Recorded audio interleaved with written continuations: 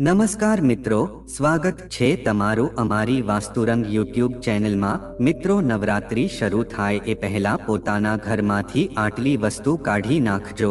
તો મિત્રો, વિડીયોમાં આગળ જતા પહેલા જો તમે ઈચ્છતા હોવ કે માતાજીની કૃપા તમારી ઉપર સદા બની રહે તો વિડીયોને લાઈક કરી અને કમેન્ટમાં જય માતાજી જરૂર લખી દેજો કે જેથી માતાજીની કૃપા તમારી ઉપર સદા બની રહે। મિત્રો, નવરાત્રી શરૂ થાય એ પહેલા પોતાના ઘરમાંથી આટલી વસ્તુઓ જરૂર કાઢી નાખજો, નકર તમારા ઘરમાં માતાજીનો વાસ નહીં થઈ શકે। આથી મિત્રો, આટલી વસ્તુઓ આજથી જ તમે ઘરેથી બહાર કાઢી નાખજો। જો તમે આ વસ્તુ ઘરેથી બહાર નહીં કાઢો તો મિત્રો, માતાજીનો વાસ તમારા ઘરમાં નહીં થઈ શકે, તેમજ નવરાત્રીનું વ્રત રાખવાનો પણ ફાયદો તમને નહીં થઈ શકે। આથી જો મિત્રો તમે નવરાત્રીમાં કુળદેવીનો વાસ ઘરમાં રાખવા માંગતા હોવ તો અમે તમને જે વસ્તુ જણાવીએ એ વસ્તુને ઘરમાંથી તરત જ દૂર કરી દેજો। મિત્રો, નવરાત્રીનું પર્વ છે, પૂરા 9 દિવસ ચાલે છે। આ માતાજીના 9 દિવસો છે એ બહુ પવિત્ર હોય છે। મિત્રો, ગંગાજળનું એક ટીપું પવિત્ર હોય છે, એવી જ રીતે આ બધા દિવસો છે એ શુભ માનવામાં આવે છે। આ 9 દિવસ છે એ ભક્તોના જીવનમાં વિશેષ ફળની પ્રાપ્તિ લઈને આવે છે। તો મિત્રો, તમને જણાવી દઈએ કે આ વખતે નવરાત્રીમાં માતાજી છે એ પાલકી ઉપર સવાર થઈને પૃથ્વી લોકમાં આવે છે। આથી આપણી નવરાત્રીમાં અમુક એવા નિયમોનું પાલન જરૂર કરવું જોઈએ કે જેથી કરીને આપણા ઘરમાં માતાજીનો વાસ થાય અને માતાજીની કૃપાથી આપણા ઘરમાં સુખ સમૃદ્ધિ આવે। તેમજ આપણા ઘરમાં જે કાંઈ પણ મુશ્કેલી હોય, જેવી કે આર્થિક સમસ્યા હોય, તેમજ આપણા ઘરમાં કોઈ દોષ લાગી ગયો હોય, તેમજ કોઈને ખરાબ નજર લાગી ગઈ હોય તો મિત્રો, નવરાત્રીમાં તમારે માતાજીના આશીર્વાદ અવશ્ય લેવા જોઈએ। એના માટે મિત્રો, તમારે શું કરવાનું છે તો અમે તમને જે વસ્તુ જણાવીએ એનો તમારે તમારા ઘરમાંથી નિકાલ કરી દેવાનો છે કે જેથી કરીને માં કુળદેવીની કૃપા છે તમારી ઉપર સદા બની રહે। મિત્રો, નવરાત્રીના દિવસો છે એ બહુ શુભ માનવામાં આવે છે। આ નવરાત્રીમાં દિવસોમાં તમે જે પણ ઉપાય કરો છો એનું અવશ્ય ફળ તમને મળે છે। તો તમે સાચી શ્રદ્ધાથી માતાજીને યાદ કરીને કોઈ પણ ઉપાય કરો છો તો તે તમારી મનોકામના જલ્દી જ પૂરી કરી શકે છે। તો એવી જ વસ્તુ આજે અમે તમને આજના આ વિડીયોમાં જણાવવાના છીએ।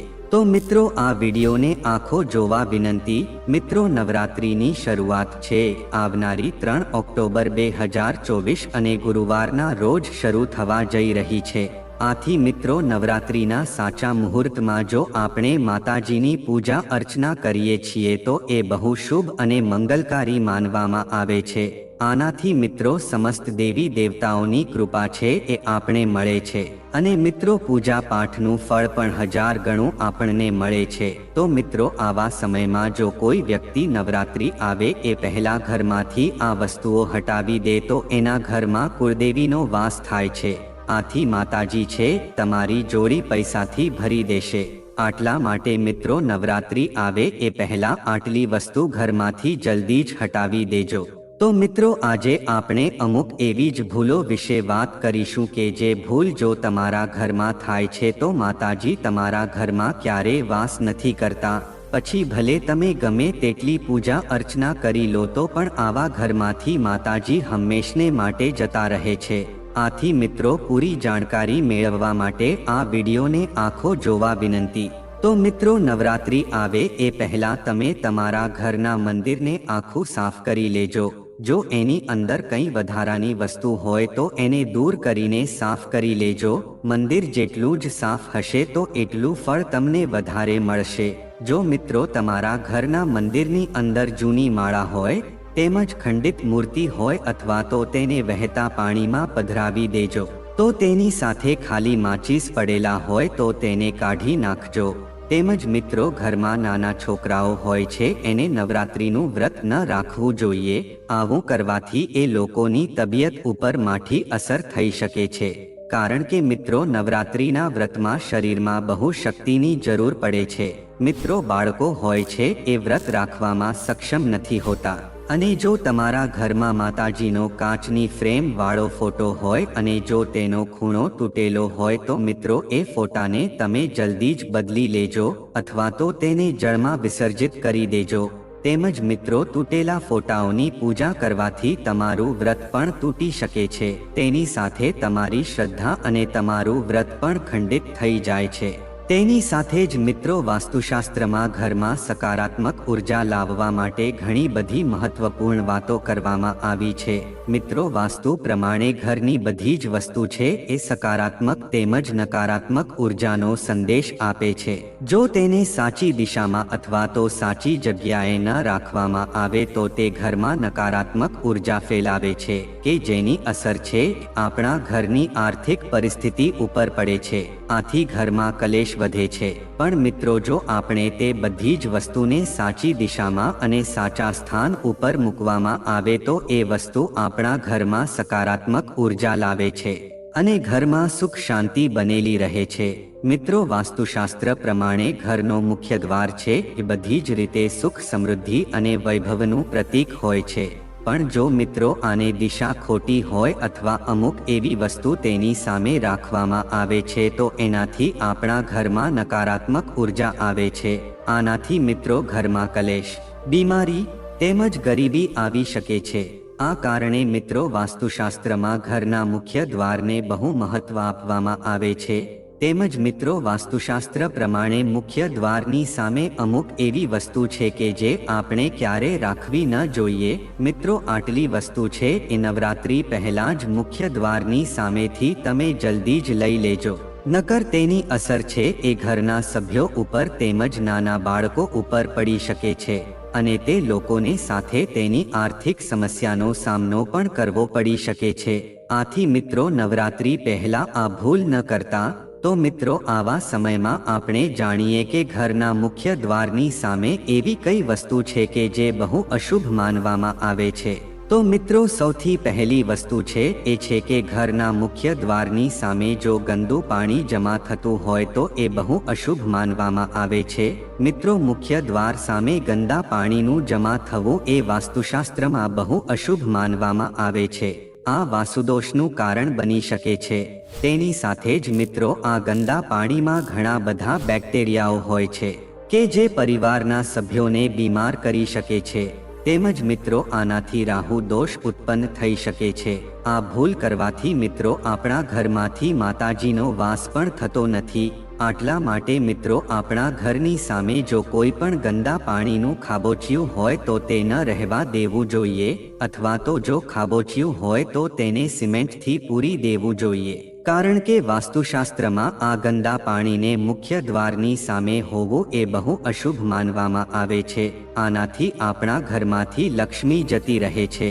તેમજ મિત્રો બીજી વસ્તુ છે એ કાંટાવાળી વનસ્પતિ છે। મિત્રો આ કાંટાવાળા ફળ ફૂલ છે એ ઘણા લોકો ઘરની શોભા વધારવા માટે ઘરમાં રાખે છે, પણ મિત્રો વાસ્તુશાસ્ત્રમાં આ બધું બહુ અશુભ માનવામાં આવે છે। કાંટાવાળી વનસ્પતિને શુભતાનો પ્રતીક માનવામાં આવતું નથી।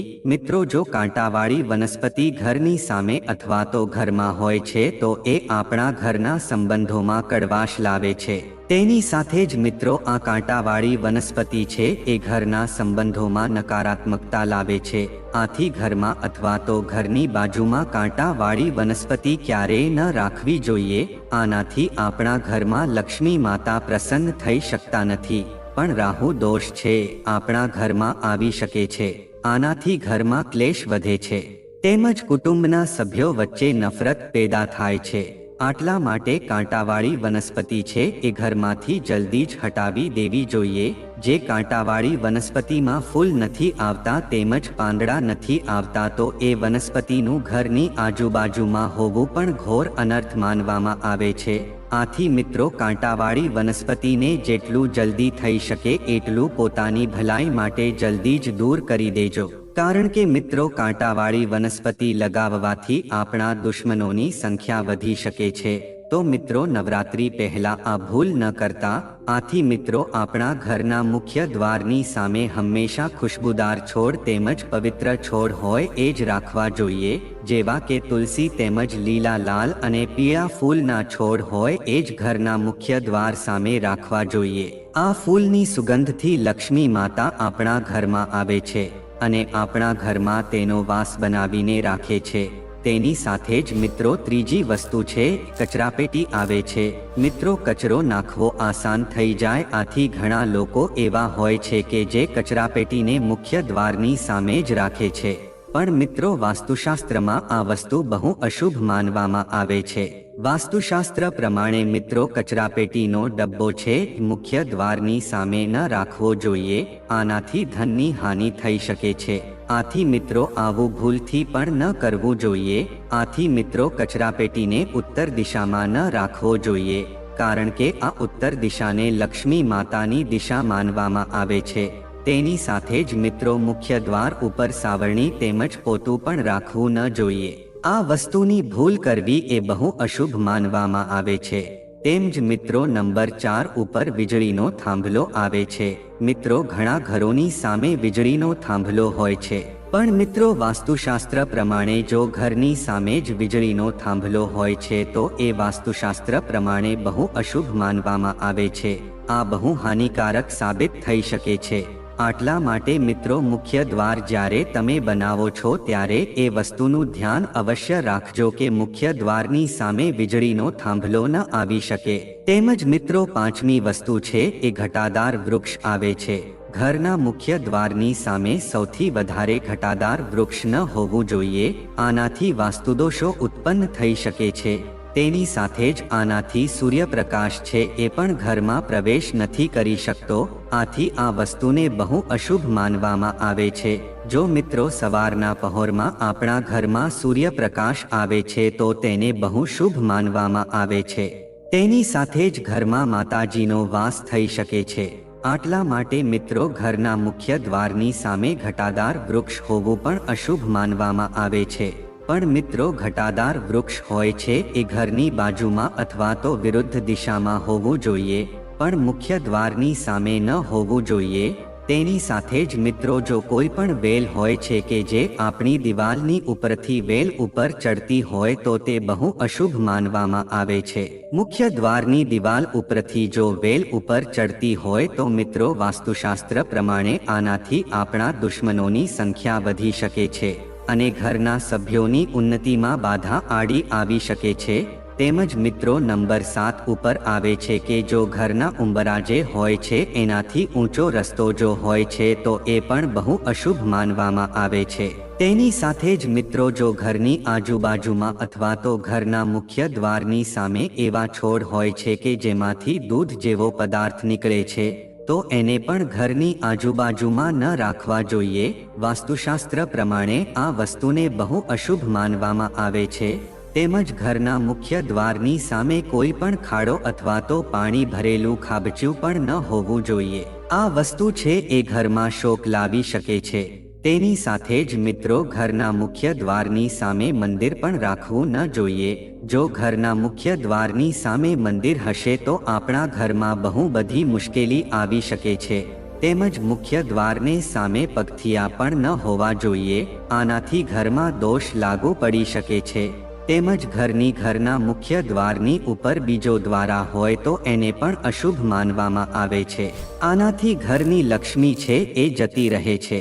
આથી મિત્રો નવરાત્રી પહેલા આ ભૂલ ન કરતા. તેમજ મિત્રો નંબર 8 ઉપર આવે છે કે ઘરના મુખ્ય દ્વારની સામે મિત્રો માતાજીનો ફોટો આપણે ન રાખવો જોઈએ. પણ મિત્રો આપણે માતાજીનો ફોટો છે એ આપણા મંદિરની પાસે જ રાખવો જોઈએ, કારણ કે મિત્રો માતાજીનું સ્થાન છે આપણા ઘરની અંદર જ હોવું જોઈએ, પણ મુખ્ય દ્વારની સામે તેને ન રાખવા જોઈએ. આથી મિત્રો નવરાત્રી પહેલા આ ભૂલ ન કરતા. મિત્રો ધનની દેવીને હંમેશા ઘરમાં સ્થાન આપવામાં આવે છે, પણ મિત્રો આજના જમાનામાં ફેશન પ્રમાણે લોકો ઘરના મુખ્ય દ્વારને ઉપર જ અથવા તો મુખ્ય દ્વારની સામે જ માતાજીનો ફોટો રાખી દે છે. તો મિત્રો આવા ઘરમાં ક્યારે પણ લક્ષ્મી છે આવી નહીં શકે. આથી મિત્રો નવરાત્રી પહેલા આ ભૂલ ન કરતા. આનાથી મિત્રો ઘરનો પ્રવેશદ્વાર છે અપવિત્ર થઈ શકે છે અને નકારાત્મક ઉર્જા ઘરમાં આવી શકે છે અને ધનની દેવી લક્ષ્મી છે ઈર્ષાઈને જતા રહે છે અને તે ક્યારે પણ આપણા ઘરમાં આવી શકતા નથી.